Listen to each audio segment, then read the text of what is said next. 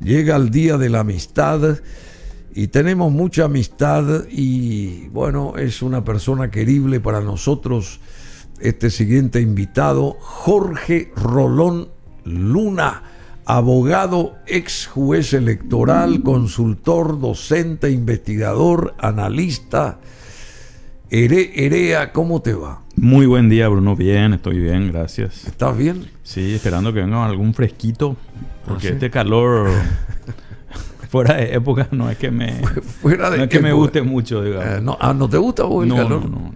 Menos cuando es fuera de época. Sí. Tenemos un verano muy largo como para tener que aguantar un invierno también. Con el sol fuerte. Caluroso. Claro. Bueno, ayer dábamos a conocer un informe, a ver si me ayuda el DJ Cool, una denuncia en realidad que presentó aquí el doctor Jorge Rolón Luna con otro colega más a través del Partido Liberal Radical Auténtico, que en realidad ese partido presentó una denuncia formal contra fiscales que votaron en internas pasadas. De ahí viene la historia esta. Se presentó una denuncia formal contra fiscales que votaron en las internas pasadas. Así lo confirmó el apoderado liberal Cristian González, quien comentó que la denuncia fue presentada al Ministerio Público. Bueno, y recordemos que días atrás el senador Pedro Santa Cruz y el abogado y ex juez electoral, que estuvo por 6 años, Jorge Rolón Luna, anunciaron que presentarían hoy jueves una denuncia a la fiscal general del Estado, Sandra Quiñones, donde exigen aplicar medidas internas contra agentes fiscales afiliados a partidos políticos que votaron en las elecciones internas de la ANR, Asociación Nacional Republicana, el año pasado. ¿Cómo está todo esto? Y hoy es jueves. Sí, quiero precisar, esa información está errada. ¿Está errada? Sí, porque la denuncia ya fue presentada. Ya fue presentada. Por mi parte. Y sí. Acompañando al senador Pedro Arturo Santa Cruz. La denuncia la presentamos ya el jueves pasado, justamente. El jueves pasado. Antes de que explote todo este tema que está en boca de todos. Fue un día antes. Y explotó. ¿Cuál es el tema que está? Porque hay muchos temas en boca de todos. ¿Cuál es el tema principal? Hay un tema que está en boca de todo el mundo, creo yo. Claro. No sé si hay algún tema que le compite. Pero, como decía, nosotros presentamos con el senador Santa Cruz una denuncia por el hecho de que la ley y la ley que regula el funcionamiento de la Fiscalía, la ley orgánica del Ministerio Público, prohíbe afiliación de fiscales y también de funcionarios. Entonces presentamos... Sí, ya sé, esa es una ley ¿de cuándo es esa ley? Es una ley nueva. Ah, nueva. Claro. Porque antes no se escuchaba este tipo de cosas. Ocurre que también hay jueces que han votado en las internas y que están afiliados a partidos políticos. Y en el caso de ellos la prohibición no es tan explícita como en el caso de los fiscales, cuya ley orgánica, que es del año 2000, una ley post Constitución del 92. En el caso de los jueces la prohibición está en que no es una prohibición explícita, digamos, prohíbe actividades partidarias. Es una ley del año 81, que es el Código de Organización Judicial. Esa es la ley vieja, digamos, la que supongo que te vino a la mente. Pero esa regula... Sí. ¿Y quién controla eso? Porque uno puede tener el corazoncito a favor de no sé qué partido político, pero del dicho al hecho hay mucho trecho, uno puede aparentar otra cosa. ¿Quién controla eso? ¿Y cómo se controla eso? Porque esta también son varias cuestiones. La primera es la siguiente. El Poder Judicial es un poder del Estado que aplica el derecho. Y al hacerlo requiere de jueces que reúnan una serie de cualidades muy especiales. Por eso, en teoría, en principio, no cualquiera puede ser juez. Se espera de los jueces independencia, imparcialidad, se espera de los mismos honorabilidad, se espera de ellos decoro, ¿sí? Entonces, eso implica cuestiones que tienen que ver con lo que para otros en la sociedad, para vos y yo que no somos jueces, no son, digamos, requisitos, no se espera de nosotros decoro, digamos. Si nosotros queremos andar tomando alcohol a la noche y por eso, ¿y quién controla eso? ¿Y cómo se controla eso? Voy por parte. Entonces, eso es lo que se espera de los jueces y de los fiscales. Y eso está plasmado en una serie de normas jurídicas. Jurídicas y deontológicas, porque están los códigos de ética también del Poder Judicial y del Ministerio Público, que exigen eso. Bueno, dicho esto, es evidente que nadie controla. Nadie controla. El Ministerio Público es particularmente grave porque una vez que saltaron a la luz estos hechos, que eran conocidos por todos, digamos, todo el mundo sabía que esto pasaba. Yo fui juez y vi a lo largo del tiempo a mis colegas votar en elecciones internas. Esto es algo que ya pasó antes. Yo particularmente cuando juré como juez me desafilié al partido al que pertenecía. No es que pedí permiso como hacen muchos jueces y fiscales. Piden permiso. Piden permiso, una suspensión de su afiliación porque en realidad son políticos en suspenso. Entonces no quieren perder su antigüedad y una serie de cuestiones. Y en realidad es un hecho que les delata cómo no se sacan la camiseta política en ningún momento. ¿Y en otras partes cómo ocurre eso? En otras partes no se puede hacer política. Bueno, en primer lugar, en otros países no está tan arraigada esta costumbre de afiliarse a los partidos políticos. Sí. Y vos muy bien lo dijiste y eso es así. En otros países lo que uno sabe es que, y eso es algo imposible de ¿cómo podríamos decir? De cuestionar inclusive. Todo el mundo tiene un corazoncito. Te voy a decir en términos técnicos cómo eso se llama en cuanto a nosotros los abogados, los juristas, los jueces. Tenemos una conciencia jurídica formal y una material, ¿sí? La conciencia jurídica formal es aquella que se va desarrollando a lo largo del tiempo y se vincula con los libros que leímos, los cursos que estudiamos, las clases a las que asistimos y lo que hace a nuestra formación jurídica en ese aspecto. Y la conciencia jurídica material es lo que en otras palabras podríamos llamar nuestro corazoncito. Al final del día, uno se siente progresista, conservador, reaccionario, socialista, fascista, liberal, lo que sea. Liberal en sentido ideológico. Eso es inatajable, ¿sí? Y eso es lo que se llama también el sesgo. Vemos el mundo con esas anteojeras, porque todos tenemos, cuando alguien te dice vos estás ideologizado, es muy absurdo y es indefendible, porque todos tenemos ideología. El que dice que otro está ideologizado también está ideologizado. Claro. Porque todos tenemos una mirada del mundo, que es la ideología, es una cosmovisión, digamos. Entonces, está bien eso, una cosmovisión. Cada uno tiene una mirada. Claro. Nadie puede negar suceden las cosas. Ahora, el juez tiene la obligación de, independientemente de tener esa cosmovisión y esa mirada ideológica, intentar todo el tiempo, porque es una lucha, ¿sí? Así como los periodistas deberían luchar por ser objetivos. La objetividad en sentido puro tampoco existe. Y eso ya está claro desde una serie de obras de un intelectual palestino llamado Edward Said, que demolió eso de la objetividad periodística porque no existe. Lo que sí debe existir es una búsqueda de la objetividad. Yo tengo que luchar contra mi corazoncito, mi conciencia, mi ideología. Para hacer escuchar las dos campanas. Esa es una manera, escuchar las dos campanas, pero también tratar de que el hecho no me haga verlo desde el punto de vista de mi ideología. No me obnubile mi ideología. Ok.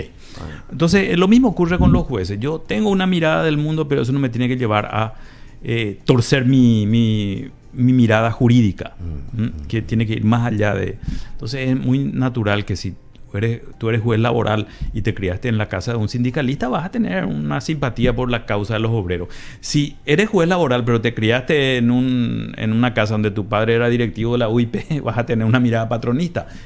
Es imposible de evitar eso. Bueno, ¿sabes qué hizo mi padre? Sí. Sobre el punto en particular. Sí. Él venía de una familia colorada, Rafael Masi Pallares, y se casa con una señora cuyo padre fue Bruno Guggiari, o sea, una familia liberal. Y ellos ambos tuvieron 10 hijos. ¿Y sabes qué hizo mi padre? Creó la Democracia Cristiana, columna del medio, allegado con gente de la misma, del mismo espíritu, digamos, y entonces se abocó al nuevo partido que empezaron a fundar, digamos, justamente para salir de un lado que no le afecte ni Es que un lado ni del otro lado, ni el otro lado. Voy a no sé si me entiendes. Celebrar eso, porque muy poca gente construye su visión política e ideológica por fuera de lo que aprendió en la casa. Y sí, por eso más allá los valores, uno aprende valores en la casa, claro, pero eso es otra cosa. Pero en mi caso, yo vengo de una familia por donde usted la mire absolutamente colorada. ¿Sí? Sí. Todos mis abuelos. Yo le dije a mi papá un día, yo quiero ser febrerista.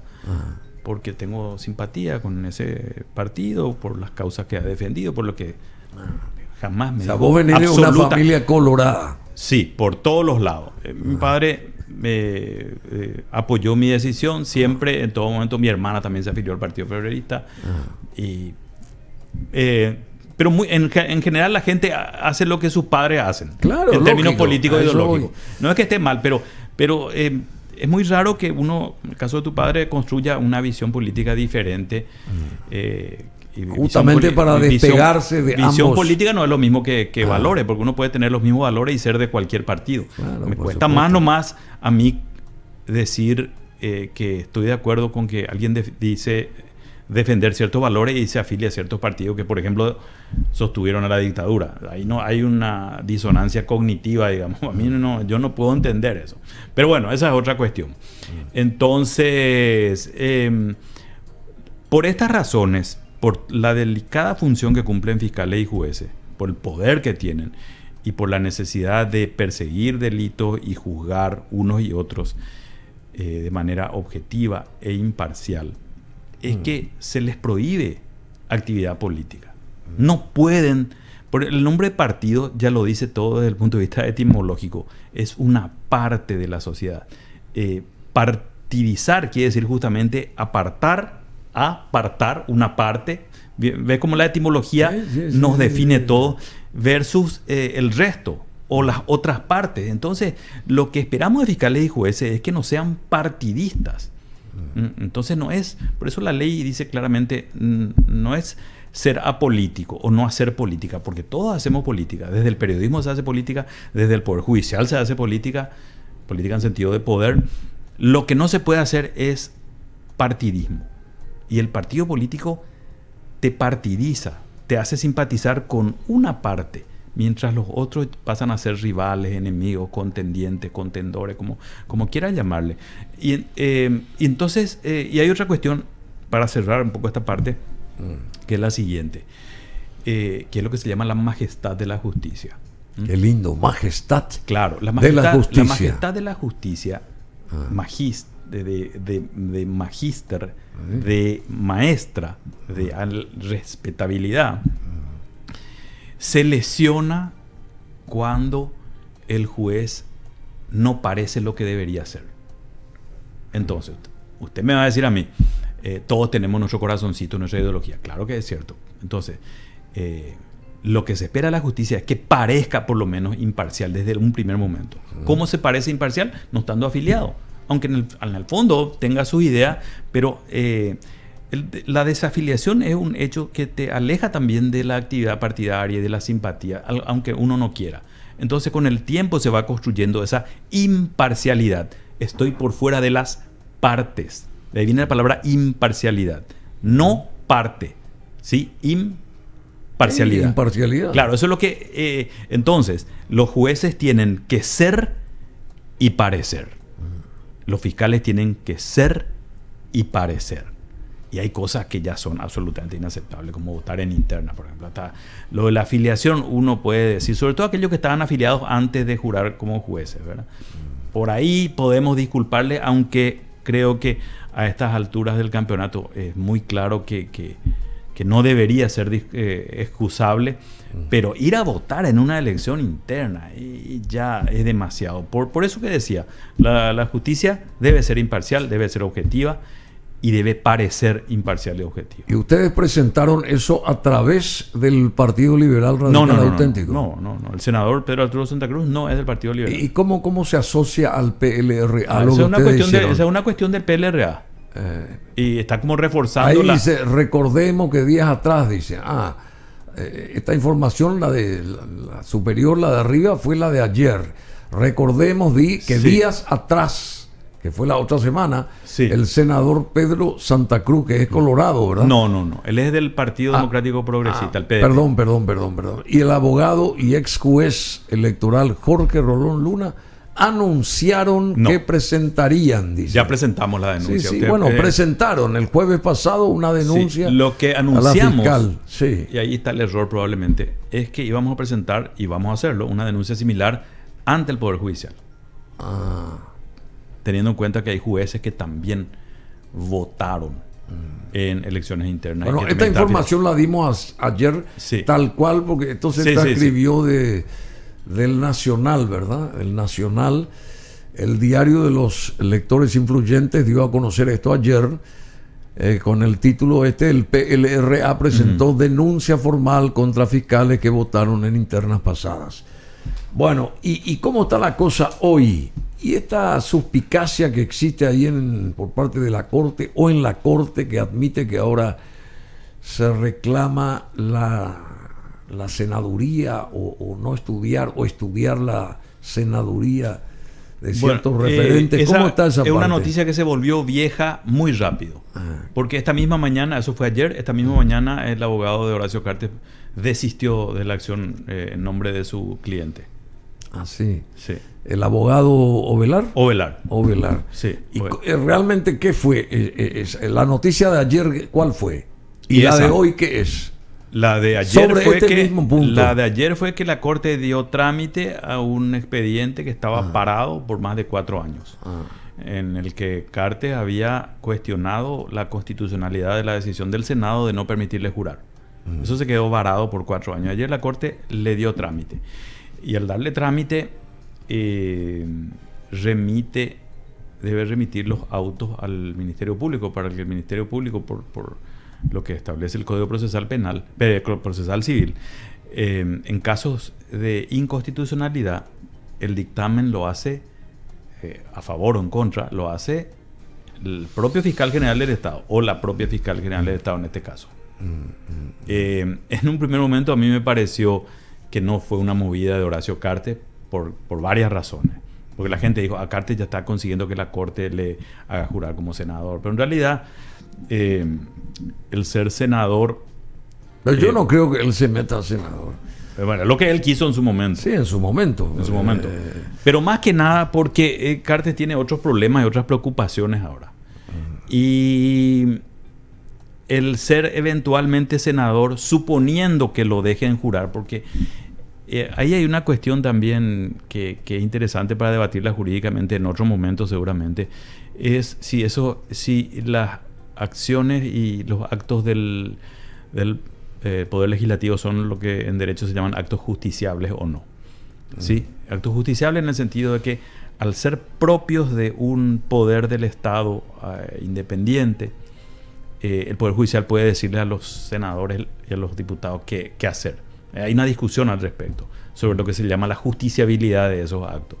De hecho, en una ocasión anterior, Fernando Lugo había presentado una acción de inconstitucionalidad contra su destitución y la Corte le dijo, ese es un acto no justiciable. O sea, ya hay un antecedente de la Corte en cuanto a ese tipo de decisiones políticas, en este caso, en aquel momento del Senado y en este caso, o nuevamente del Senado. Pero independientemente de eso, a mí me parece que con la mayoría que tienen los anticartistas en el Senado, no le iban a hacer jurar nuevamente, por más que la Corte les ordene. Le iban a decir simplemente, ustedes no se metan acá. Es muy probable. Y suponiendo que lo hagan jurar, luego iba a venir un pedido eventual de desafuero. Iba a otorgarse el desafuero porque Horacio Cartes no tiene mayoría en el Senado. ¿No tiene? No tiene. En diputados tenía una mayoría importante. Fíjate que en el último intento, o en el primer intento creo, en uno de los dos anteriores, creo que el primero, que se hizo de juicio político a Sandra Quiñones, votaron a favor del juicio político solamente 18 diputados. Ahora hay 52 votos según la fuente más creíble. 52 y medio a favor ya. O sea que ahí se dio la vuelta de una manera tremenda contra los intereses. Hoy Cartes tiene minoría en diputados. Una Cámara que manejó a su paladar durante los últimos 4 años.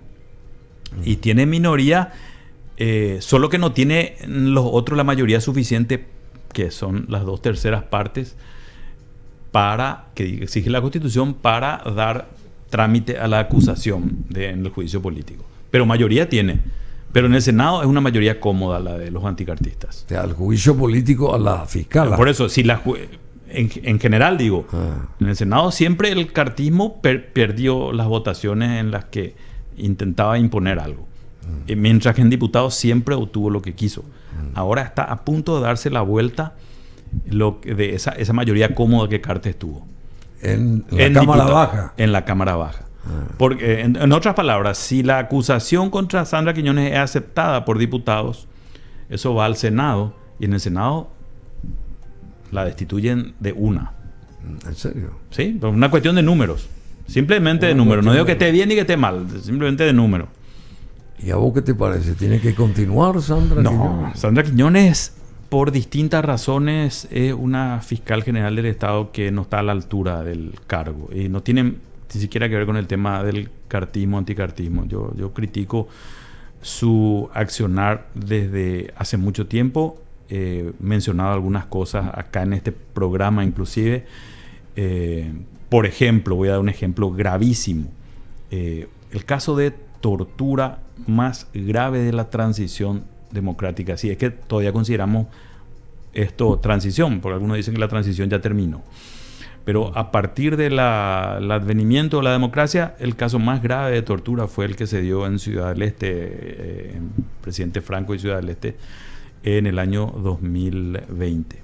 35 personas fueron apaleadas y luego vejadas en una unidad de la Marina. En julio, hace poco hizo 2 años. ¿Y a raíz de qué? ¿Recordás? Recuerdo, sí, claro. ¿A raíz de qué un marino muere de un tiro en la cabeza en un supuesto enfrentamiento. Digo supuesto porque nunca fue investigado apropiadamente. Ese es el problema de la fiscalía, que no hace lo que debe hacer cuando involucra a las autoridades, cuando involucra a la policía o al poder, o a Horacio Cartes, como se está diciendo hoy en día en este juicio político. Entonces, muere un marino de un tiro en la cabeza en un supuesto enfrentamiento con contrabandistas en un puerto, una zona ahí de Presidente Franco, donde hay unos puertos aparentemente entre clandestinos y no tan clandestinos. Y a partir de ese momento, los efectivos de la Marina desembarcan en tierra firme sin tener potestad para hacerlo, porque ellos no pueden actuar en tierra firme. Tampoco tienen facultades policiales, ellos no son policías, y allanan sin orden judicial y sacan de las greñas a personas que estaban durmiendo en sus casas, mientras les propinan golpes, inclusive a menores de edad. Luego los llevan a una unidad de la Marina y los torturan salvajemente. Hay fotografías, filmaciones, hay testimonio, hay partes médicos. 2 años hace que pasó eso. No hay un solo imputado. Y te digo más. Como la Marina es una institución militar que tiene todo escrito lo que hacen en cuanto a, por ejemplo, personal que estuvo de guardia, personal que estuvo actuando en un momento dado, porque eso queda todo registrado. Es muy fácil saber quiénes estuvieron ahí, quién dio la orden, quién. Tampoco la Marina hizo, que está en manos del hermano de Velázquez, entre paréntesis. Sí, claro. Tampoco hizo mucho, por no decir nada, por investigar la actuación de sus efectivos. 2 años no hay un solo imputado. No te digo condenado, imputado, 0. Como si no hubiera sucedido ese hecho de tortura colectiva que uno puede decir. Te invito a buscar en internet y ver las fotos que están en los medios nuestros. Ese es un ejemplo de cómo funciona la Fiscalía con Sandra Quiñones. ¿Y cómo podría funcionar la Fiscalía desde tu óptica correctamente y a través de quién, por ejemplo? Yo creo que el Ministerio Público, así como en cualquier lugar del mundo, es un órgano de suma importancia. Tiene 2 facultades entre las varias que son muy importantes. Uno, representa a la sociedad ante los órganos jurisdiccionales del Estado. Entonces esa representación es muy importante porque ante el sistema de justicia, ante los jueces, en nombre nuestro van los fiscales y hacen requerimientos, imputan, acusan, investigan delitos. Y por otro lado tienen esa facultad persecutoria, un poco la misma cosa al final del día, pero son diferentes cualitativamente, digamos. Entonces, ellos son los que persiguen los delitos. Y en una sociedad se cometen distintos tipos de delitos. Desde los delitos de cuello blanco, de corrupción, aquellos que involucran a agentes del Estado. Hoy, anoche o esta madrugada, creo, unos policías dispararon a mansalva contra un vehículo. Y no es la primera vez que ocurre. Y resulta que la persona era una persona inocente, no tenía nada, que la asesinaron. Directamente la asesinaron. Sí. Claro. Una hora antes, un policía había sido asesinado en una bodega.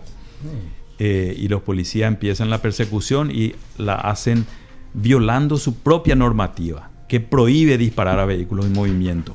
Y que prohíbe... que mataron a un joven, pues. Sí. De 26 años. Así mismo. Te doy un ejemplo. Gatillo fácil, dice: policías matan a un joven en búsqueda de asesinos de subjefe policial, dice. Así mismo. Este tipo de acciones... Esto ocurrió donde, en Ciudad del Este. Sí, quedan impunes. Generalmente quedan impunes. No es la primera vez. Entonces, ese tipo de cosas también la Fiscalía tiene como responsabilidad investigar. Y después están los delitos violentos cometidos por asaltantes, que roban bancos. Están los delitos que se cometen por delincuentes menores, pero que pueden ser delitos que terminan con la vida de una persona. Los motochorros que roban y disparan. Como el caso de estos tipos que asaltaron la bodega y mataron a un policía. Eso está mal, es grave. Y obviamente uno lo condena. Ahora, lo que no está bien es que los policías salgan a disparar a mansalva y a matar. Primero porque su propia normativa lo prohíbe. ¿Sí? Ellos no pueden hacer eso. No es porque a mí no me gusta. Bueno, dejando de lado eso. Entonces, eso es lo que hacen los fiscales. Entonces, es una institución así tiene que estar en manos de una persona muy independiente, muy valiente, muy capacitada en términos de su trayectoria, de su intelectualidad. O sea, una persona de escasas luces no puede estar ahí. ¿Y por qué? Porque a la hora de perseguir delitos tiene que perseguir de igual manera a los poderosos, a los agentes del Estado que cometen delitos y al último delincuente que roba un celular. ¿Te animarías vos a estar allí? Sí, ¿por qué no? ¿En serio? Sí, no creo que me elijan nunca, pero... ¿Por qué no? En primer lugar, me preguntabas cómo debería, o quién debería, o cuáles características tiene. Hay una tradición... Supongamos, ¿cómo vos actuarías por más que tengas el corazoncito a favor del febrerismo y venís de una familia colorada, pero estás en un puesto clavísimo como el de fiscal general del Estado? ¿Cómo actuarías? ¿En qué caso? Y depende del caso. Te conté justamente toda la variedad. ¿Qué sé yo? En un caso donde tenés que vos... donde, una especie de programa de gobierno del Ministerio Público. Yo en primer lugar tenés que demostrar tus condiciones, tus cualidades, tu respetabilidad, tu qué sé yo, no sé cómo te voy a decir. Más allá hay muchas cosas que se pueden hacer en la Fiscalía que no se hacen. Y bueno, ¿cómo en primer lugar tendría una dirección parecida a lo que es asuntos internos de la policía. ¿Sí? Que se ocupe de hacer inteligencia e investigar a los propios fiscales, sus patrimonios, el vehículo que compran, la casa en la que viven. Porque un fiscal como, voy a dar un nombre, Rossetti en Alto Paraná, que vive en el Paraná Country Club, que tiene un vehículo que cuesta $60,000. O sea, yo como fiscal general del Estado lo primero que voy a preguntarme, ¿y esto? ¿De dónde te saca ese dinero? O sea, hoy es muy fácil de ver el incremento patrimonial impresionante de algunos fiscales. Sí, pero... ahí hay una cuestión que yo haría. ¿Me preguntaste? Sí. Dale. Y haría eso. Luego trataría de tener un equipo de fiscales de probada honestidad y valentía. Independiente en todo sentido. Que los hay en el Ministerio Público. Rodearme de eso. Y poner en la Fiscalía adjunta a esas personas. A esos fiscales de mejor y más alto perfil. Y luego controlaría la eficacia y eficiencia de los fiscales. Yo te doy un ejemplo. La Fiscalía de Derechos Humanos, cuyo trabajo conozco muy bien, no ha conseguido una sola condena a lo largo de los años de su existencia. 0. ¿Cuánto gana un fiscal? O sea, una fiscal general o un fiscal general. Fiscal general, yo creo que gana un salario similar no estoy seguro, al de un congresista, diputado, senador. ¿Y cuánto es eso? 25 millones. 30 millones de guaraníes por ahí. No estoy seguro de lo y eso no es muy poco para las tentaciones que se tienen ahí en un cargo tan influyente, y que también eso puede hacer torcer la balanza en detrimento, o qué sé yo, o distorsionar lo que se tiene que tener claro, digamos. No sé si ¿qué pasa si percibe, por decir cualquier estupidez, qué pasa si un fiscal general recibe 100 millones de guaraníes de sueldo? Entonces, con 100 millones de guaraníes del sueldo, el tipo va a actuar mucho mejor. Ya no va a empezar a ser tentado por las cuestiones que puedan surgir por el camino. Digo yo, ¿verdad? Y yo en principio estoy de acuerdo con tu criterio. Los funcionarios públicos que cumplen funciones de altísima responsabilidad, claro, e incluso riesgo, tienen que tener buenos salarios. Claro, Yo supuesto. estoy de acuerdo con eso. Ahora, hay algunos de estos funcionarios que por más que ganen 100 millones, igual se van a corromper. Porque no es que quieren tener 50 millones más, quieren ser millonarios, quieren retirarse teniendo estancias, quieren retirarse teniendo yates, asegurando a su quinta generación.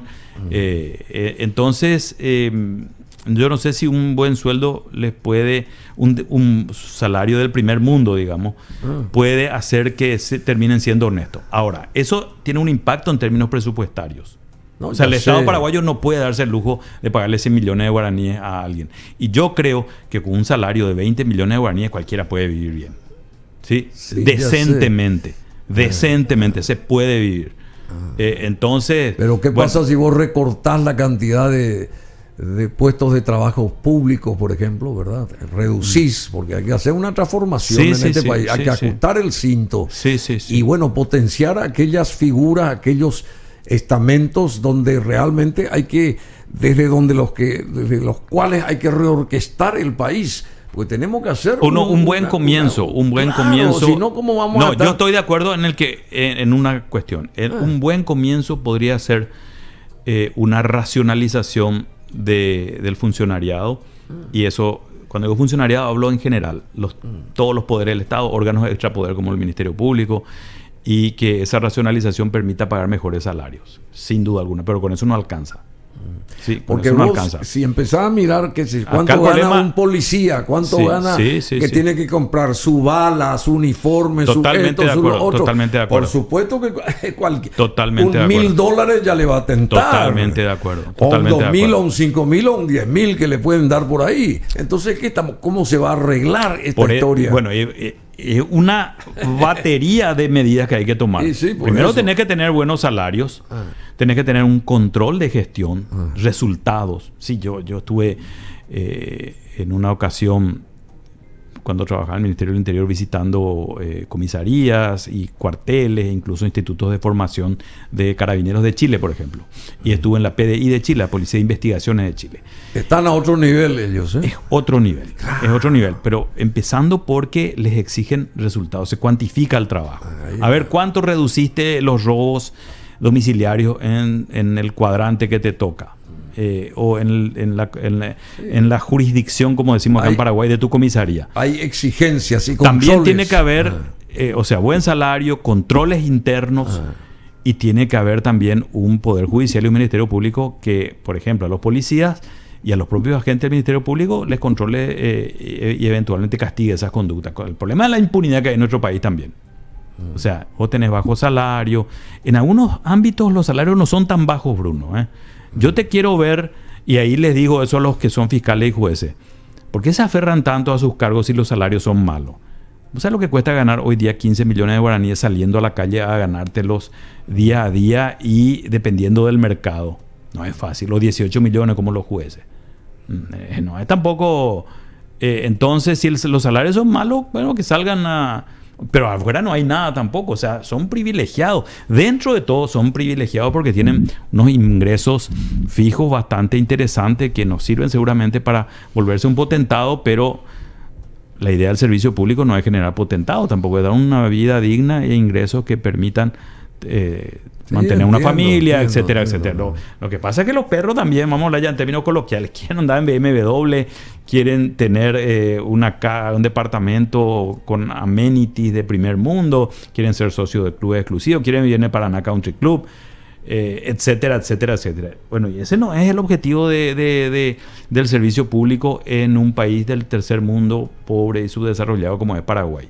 Nosotros olvidamos que hay un porcentaje importante de la población que no llega a fin de mes, más todavía después de la pandemia, más todavía en el momento actual de crisis económica mundial. Entonces, tener un ingreso de 18 millones es de privilegiado.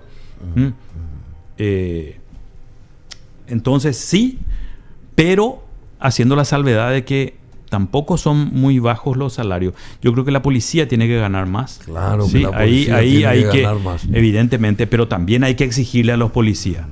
También hay que exigirle que no pasen más estas cosas. Y te voy a contar cómo funciona la policía. Este sistema de Chile, de los carabineros, que son muy respetados. La Policía Nacional de Colombia también funciona sobre esa base. No se puede emular en algo, copiar, digamos, lo mejor, por supuesto, que tenga... Claro, porque el Carabinero de Chile tampoco es perfecto y es una que tenga institución... y no se puede emular eso, por ejemplo. Claro que se puede emular. ¿Y a las cosas buenas se pueden emular. ¿Y por qué no se hace eso? ¿Y por qué no se intenta hacer? No hemos intentado hacer una reforma policial, que es algo que ya te he dicho en este programa. Ve los programas anteriores, a ver que yo ya te mencioné eso. Reforma de la policía. ¿Sí? Castigo a los policías corruptos y criminales. ¿Sí? A los policías que se involucran en delitos. Y una de las cosas que podemos hacer para mejorar nuestra fuerza policial es exigirles resultados a los policías. Así como tenemos que exigirles resultados a los fiscales. Habrás visto más de una película o habrás leído cómo los fiscales en Estados Unidos son reelectos porque en función a los resultados que obtienen. Y entonces, ¿cuántas condenas? ¿Cuántas imputaciones? ¿A quiénes metiste preso? ¿Qué pasó cuando tuviste casos de alto perfil y te enfrentaste a corporaciones, por ejemplo? ¿Te tembló la mano porque era una corporación importante? ¿O fuiste simplemente duro con los ladrones de gallina? Entonces, eso no quiere decir que el sistema norteamericano sea perfecto, pero te doy un ejemplo nada más. Acá son cero responsables y en el sentido de responder en cuanto a lo que se espera de ellos. Fíjate que hoy hay un camarista en el Tribunal Superior de Justicia Electoral, miembro del Tribunal Electoral, que fue premiado con ese ascenso. Hoy es camarista. Siendo fiscal de Derechos Humanos no tuvo ni una sola condena. Cero. Entonces, ¿por qué permitimos por qué el Consejo de la Magistratura no mira la foja de servicio de las personas y dice, bueno, vamos a ver qué hizo cuando estuvo ahí? Vamos a ver qué hizo cuando estuvo en tal lugar, si ya tiene una carrera previa. No le pedimos que rindan cuentas. Nos rinden cuentas. Nos rinden cuentas los policías. Nos rinden cuenta. Tenemos un sistema de ascenso en la policía que actualmente sigue, que es obsoleto por donde se lo mire. Si vos fuiste el mejor egresado de tu camada, sos el más antiguo entre tus camaradas de esa camada. Y eso te dura 40 años, aunque por el camino haya sido imputado por cohecho, aunque tenga otra imputación o investigación por tortura, aunque nunca hayas hecho nada que sea rescatable, aunque tenga una panza que no es posible permitirse para un policía de carrera, o sea, uno tiene que mantener el estado físico. Así funciona. Y eso es funcional a la clase política que quiere seguir teniendo a la policía sometida. Bueno, los buenos policías no quieren que eso ocurra. Quieren que se los premie por los cursos que hicieron, por las tareas que hicieron, que se los utilice adecuadamente. Vos tenés gente que ha hecho cursos de criminalística, que ha hecho cursos de investigación policial aquí y allá, y después terminan arrinconados en alguna comisaría del fondo del país. ¿Por qué? Porque no son obedientes y no recaudan para el poder, para los poderosos. Así. Bueno, las 11 de la mañana, pero hago una última consulta, ya que mencionaste lo de los Estados Unidos. A tu criterio, ¿cómo viste vos o ves la posición del embajador de Washington acá en Asunción sobre este caso? Bueno, en primer lugar, es la posición del gobierno norteamericano, no del embajador. No es que a él se le ocurrió. Está bien, bueno. Es la postura. Dentro del Estado norteamericano hay como distintos ámbitos de poder, digamos, ¿sí? Por un lado tenés el Departamento de Defensa, que tiene sus propios intereses, tenés la comunidad de inteligencia, la CIA, la NSA, tienen sus propios intereses, sus propias áreas de acción y a veces entran en colisión con estos otros ámbitos. Y hay un ámbito de mucho poder dentro del gobierno norteamericano que es el Departamento de Estado, lo que sería la Cancillería paraguaya, ¿sí? Que se ocupa de las relaciones exteriores. y es muy poderoso. El Departamento de Estado es muy poderoso. Anthony Blinken. Blinken es el secretario de Estado. Sí. Y con Joe Biden hay como una nueva política Secretario exterior. de Estado de Estados Unidos. Sí. El canciller de Estados Unidos. Sería el canciller de Estados Unidos. Bueno. Pero es un canciller con mucho poder, mucho más que lo que es nuestro canciller acá en Paraguay, digamos. ¿Tiene más poder que Arriola, entonces? Ni hablar. Me conste que Arriola, lo conozco a Julio Arriola, me parece un buen tipo, pero no tengo nada en contra de él, ¿no?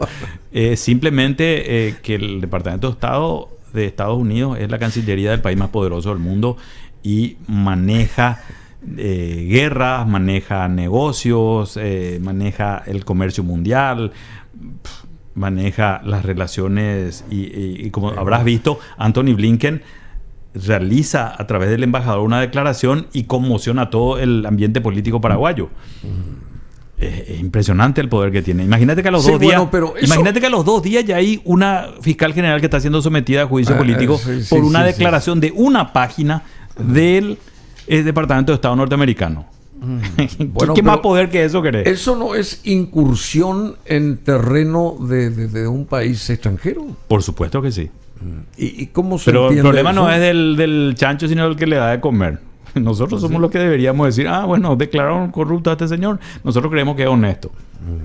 Podría el gobierno paraguayo o los políticos paraguayos podrían decir. Pero es una costumbre muy arraigada de la mayor parte de la clase política paraguaya estar pendiente de lo que dice Estados Unidos. Ahora los cartistas y Horacio Cartes están dolidos porque les tocó a ellos, pero cada vez que se hablaba de juicio político contra Sandra Quiñones y venía algún fiscal norteamericano o alguna agencia norteamericana a condecorar a Sandra Quiñones, decía, miren, pues acá el Estados Unidos apoya a la fiscal Sandra Quiñones. De hecho, pasó eso unos días después del propio pedido de juicio político contra Sandra y se enarboló el apoyo norteamericano. Entonces, es un vicio de nuestra clase política. Si un país no es independiente y soberano o tiene una soberanía, una independencia mermada, es por culpa de su propia clase política. Claro, porque no hay independencia luego acá. Que vive pendiente de lo que dicen los otros. No, y cada sector periodístico que tiene su... Pero por supuesto. No hay independencia, o sea que no hay una... Bueno, en fin, no sé cómo va a terminar esto, pero... ¿Qué implicancia va a tener esto a partir de ahora? Según vos. Mira, yo creo que... Te están llamando ya. Me están llamando ya, me están retando seguramente. Bueno, yo particularmente creo que esto hay que analizar con mucha frialdad y si al menos uno hace un trabajo de intentar comprender esto en su real dimensión, es obviamente tratar de no dejarse llevar por la simpatía, por el proselitismo, el partidismo, por más que tengamos todo eso. Vamos a admitir que todos tenemos nuestra simpatía, pero tratar de ser lo suficientemente frío. Una arista es la cuestión de la soberanía de nuestro país y la injerencia norteamericana. Si no es la primera vez y cada uno va a obviamente criticar o alegrarse en función a sus propios intereses, pero eso no es bueno para las instituciones. Pero eso que se critica de la injerencia norteamericana, que está generando toda esta revolución por el tema de Horacio Cartes, es algo que también hay que responsabilizar a Sandra Quiñones, ¿sí? Porque por fuera de lo que ha dicho Estados Unidos, actores políticos locales y referentes intelectuales y periodistas han criticado los antecedentes y han señalado hechos que debieron haber sido investigados y que son atribuidos a Horacio Cartes y que no investigó la fiscal general del Estado.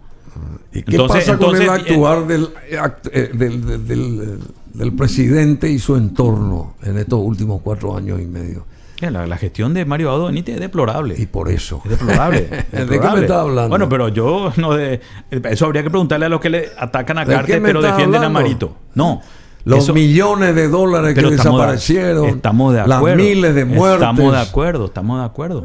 Más de 20.000 muertes por COVID solamente acá en Paraguay. Estamos por falta de acuerdo de atención. estamos algunos que hemos criticado eso en su momento y que seguimos criticando. Y eso habría que decirle presidente del IPS vuelve a ser coronado ahí en su silla. Y es criticable, absolutamente criticable. Una vergüenza. Sí, señor. Una vergüenza. Sí, señor. Es criticable, es censurable, pero eso habría que reclamarle a los colorados que defienden al gobierno de Mario Abdo Benítez.